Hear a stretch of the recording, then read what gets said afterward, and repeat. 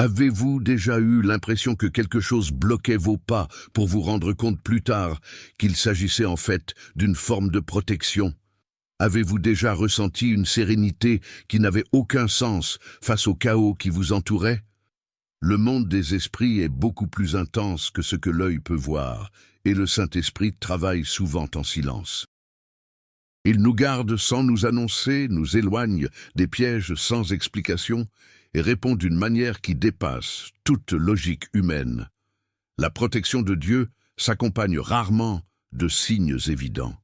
Elle se manifeste souvent par des portes qui se ferment, par des retards qui semblent frustrants ou par des situations inconfortables que nous ne pouvons pas comprendre. Mais au fond de lui, le cœur sent qu'il se passe quelque chose de plus grand.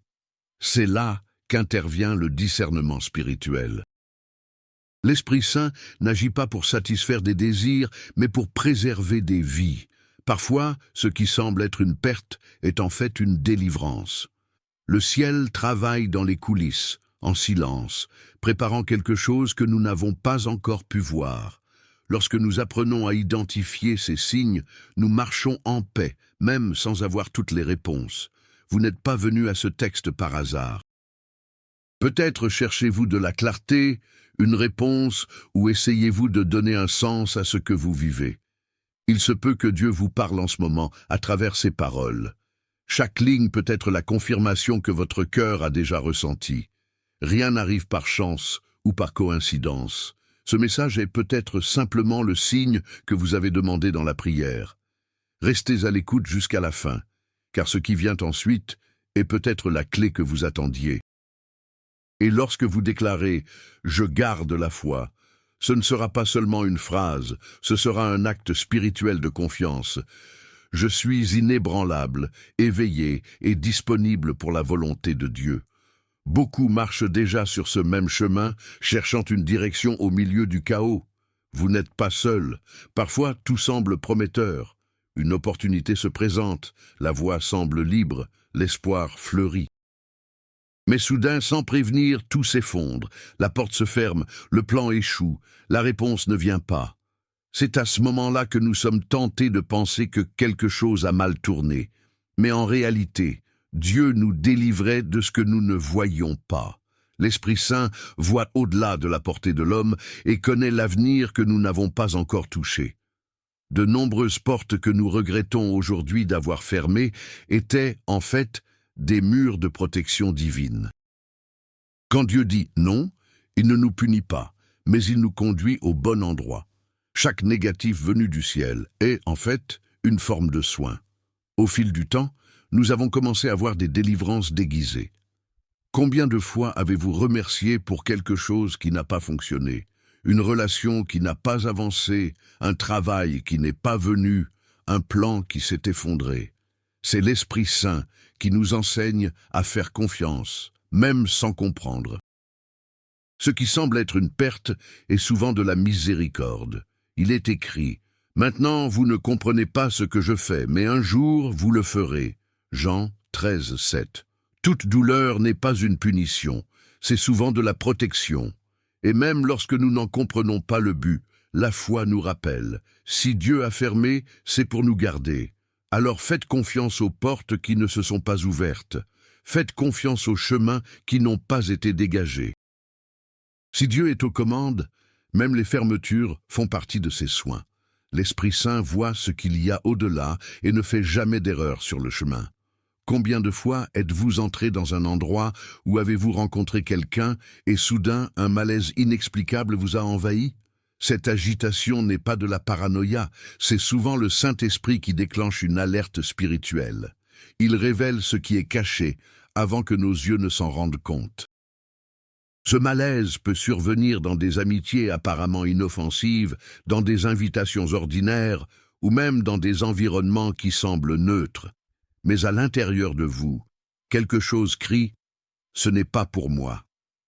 Et ignorer cette voix intérieure peut coûter cher. Le monde essaiera de faire taire cette perception en disant qu'elle est exagérée. Mais ceux qui marchent dans l'esprit apprennent à écouter ces signes silencieux.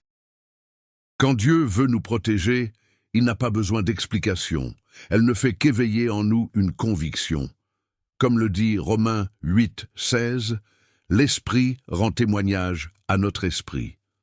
Ce témoignage intérieur nous préserve des pièges cachés, des conversations trompeuses et des alliances dangereuses. L'inconfort est un avertissement avant l'impact. Suivre ce signe est un acte de foi. Là où il n'y a pas de paix, l'Esprit peut clairement montrer ce lieu, cette relation, ce chemin n'est pas pour toi. Et combien de fois, en plein milieu de la routine, un retard, un imprévu ou un changement imprévu a-t-il tout gâché? En ce moment, cela semble le chaos, mais c'est souvent précisément dans cette déviation que l'Esprit Saint agit. Le gouvernement de Dieu ne se limite pas à ce que nous appelons l'idéal. Il utilise même l'imprévu pour nous tenir à l'écart de dangers que nous n'avions même pas imaginés. Un bus qui n'est pas arrivé, un appel inattendu, un détour d'itinéraire. Des détails apparemment ordinaires peuvent en fait être des éléments d'un plan divin pour vous débarrasser de quelque chose de plus grand. Pendant que vous vous inquiétez des revers, le ciel continue de travailler en silence. Combien de fois nous sommes-nous plaints d'un retard et nous n'avons réalisé que plus tard que c'était ce qui nous avait sauvés. L'Esprit Saint n'est pas pressé et n'a pas besoin de notre permission pour agir. Ce que nous appelons échec n'est peut-être que la réorientation de la grâce. La parole nous rappelle, le cœur de l'homme fait des projets, mais c'est l'Éternel qui dirige les pas. Proverbe 16, 9. Cela signifie que même si nous traçons chaque détail, Dieu peut intervenir, changer de cap et repositionner nos chemins pour nous protéger. Rien n'échappe à sa portée. Alors, la prochaine fois que quelque chose échappe à votre contrôle, respirez et demandez-vous, est-ce la délivrance? Ce que vous appelez un retard peut être le moment exact pour préserver votre vie. Nous prions souvent, jeûnons et cherchons, mais le ciel reste silencieux. Ce silence n'est pas de l'abandon, c'est du soin. Le Saint-Esprit se tait quand parler à l'avance pourrait nous blesser. Le silence est un mur invisible qui protège pendant que le scénario idéal est encore en préparation. Le silence de Dieu n'est jamais synonyme d'absence. Il est la stratégie. Alors que notre anxiété crie à la hâte, il travaille en secret. S'il ne vous permet pas d'avancer, c'est qu'il agit déjà à votre place. Comme il est écrit, le Seigneur combattra pour toi. Soyez simplement à l'aise. Exode 14, 14. Et combien de fois, au milieu d'une tempête, avez-vous été surpris par une paix qui n'avait pas d'explication? Cette sérénité, qui ne dépend pas des circonstances, est la preuve de la présence de l'Esprit. Il n'enlève pas les vents contraires, mais fortifie votre âme pour qu'elle ne fasse pas naufrage. Jésus a dit « Je vous laisse ma paix, non pas comme le monde donne ». Jean 14, 27. Cette paix est réelle. Elle est surnaturelle et elle dure même lorsque tout s'effondre autour d'elle. Pendant que nous nous reposons, l'Esprit continue d'agir. Dieu parle dans les rêves, les réveils soudains, l'agitation à l'aube. Peut-être vous êtes-vous réveillé avec un cœur qui bat la chamade ou avez-vous rêvé quelque chose de si vif que cela vous a semblé une révélation. Ne l'ignorez pas. Comme il est écrit, Dieu parle d'une manière ou d'une autre, bien que l'homme ne s'en aperçoive pas. Dans un songe, dans la vision de la nuit. Job 33, 14, 15. Souvent, la délivrance commence à l'aube, lorsque le ciel rencontre nos oreilles les plus sensibles, et quand quelqu'un s'éloigne de sa vie sans explication. Cela fait mal, mais cela peut être une protection. Le Saint-Esprit coupe les liens avant qu'ils ne se transforment en chaînes. Tous les départs ne sont pas un rejet, parfois c'est une délivrance. Il sait qui doit rester et qui peut vous détourner de votre objectif. Rappelez-vous que la mauvaise compagnie corrompt les bonnes mœurs. 1 Corinthiens 15, 33. La distance peut être la manière dont Dieu purifie l'environnement pour qu'il règne plus librement. Avez-vous déjà eu quelques minutes de retard et vous êtes-vous rendu compte que vous avez échappé à un accident? Ou oublié quelque chose à la maison et sans s'en rendre compte, changer complètement le cours de la journée? De petits détails, qui semblent être le fruit du hasard, sont souvent la main de Dieu qui repositionne son histoire. L'Esprit Saint agit dans chaque interruption, dans chaque changement soudain, dans chaque annulation inattendue, toujours dans un seul but: préserver votre vie. La protection spirituelle ne se limite pas à l'âme, elle s'étend au corps. La main de Dieu déplace l'invisible pour ajuster les détails visibles. Il organise des réunions, repositionne les temps, calcule les chemins. Vous n'avez pas besoin d'annoncer quand vous vous libérez tout simplement. Comme il est écrit, l'ange du Seigneur campe autour de ceux qui le craignent, et il les délivre. Psaume 34, 7. C'est-à-dire que même lorsque nous ne nous en rendons pas compte, il y a des armées célestes en mouvement, gardant chaque partie de notre vie. Quiconque marche dans l'esprit le sait, ce malaise soudain, ce désir d'attendre ou de reculer peut être un avertissement divin. Le monde l'appelle un pressentiment, mais ceux qui connaissent la voix de Dieu reconnaissent cela comme du discernement. L'Esprit Saint ne crie pas, mais il conduit avec paix ou inquiétude. Obéir à cette voix douce demande du courage, mais c'est souvent ce simple « je ne vais pas faire ça » qui sauve les destins. C'est pourquoi Hébreux 3,15 avertit « Si tu entends la voix du Seigneur, n'endurcis pas ton cœur ». La direction de l'esprit, pour la plupart, ne se produit pas par des mots audibles, mais par un mouvement discret, presque imperceptible, perçu seulement par des cœurs sensibles. Et il y a des jours où l'âme se fatigue. Prier semble impossible, les mots disparaissent et tout ce que nous pouvons faire, c'est respirer. Pourtant, quelque chose nous soutient. Cette force invisible est l'Esprit Saint qui intercède dans le silence. Il traduit les gémissements que nous ne pouvons pas exprimer en priant à notre place. Comme le dit Romains 8, 26, l'Esprit nous aide dans nos faiblesses.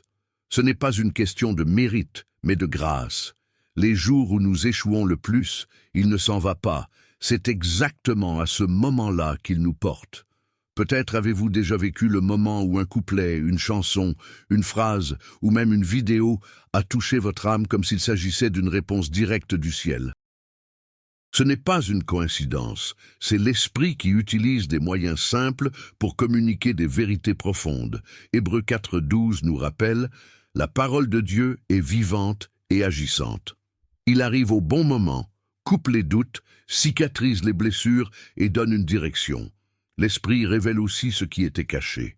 Ce mensonge découvert, cette intention malveillante exposée, ce masque qui tombe, aussi douloureux soit-il, c'est la lumière qui dissipe les ténèbres. Luc 12, 2 assure, il n'y a rien de caché qui ne soit révélé.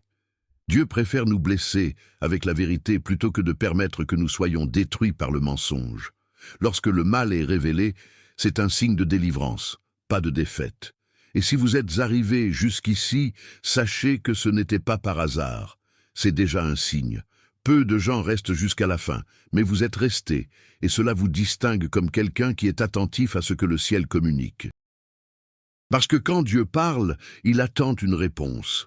Ce que vous lisez n'est pas seulement du texte, c'est une vocation.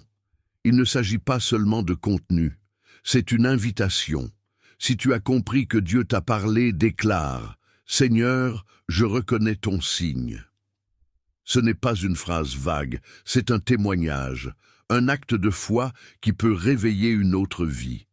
Souvent, ce que vous partagez est la réponse pour laquelle quelqu'un a prié. Cet espace n'est pas une question de vanité, mais de but. Pour beaucoup, elle a déjà été comme une église vivante, un lieu de consolation, de renouveau et d'encouragement. Chaque mot, chaque clic, chaque commentaire fait partie d'une mission. Ceux qui plantent dans ce sol fertile récoltent toujours la transformation. Maintenant, fermez les yeux, respirez profondément, faites taire votre esprit. Permettez au Saint-Esprit d'atteindre des zones que personne d'autre ne peut toucher. Soyez reconnaissants. Écoutez. Cela pourrait être le début d'une nouvelle étape. Jésus vous a déjà donné des signes. Et maintenant, il trace devant vous un nouveau chemin. Le choix vous appartient. Restez où vous êtes ou laissez Dieu guider vos pas vers un avenir meilleur. Soyez celui qui perçoit l'action de Dieu. Soyez celui qui non seulement écoute, mais qui répond. Soyez celui qui obéit, même quand vous ne comprenez pas. Parce que ce n'est pas la fin du voyage, ce n'est que le début de quelque chose de plus grand. Nous nous rencontrerons dans la prochaine vidéo. Que le Seigneur soit votre boussole, guidant chaque pas vers la promesse, la guérison et la plénitude qu'il a déjà préparée pour vous. Et si ce message vous a parlé, déclarez dans les commentaires avec foi, « Mon oui vient du Seigneur ».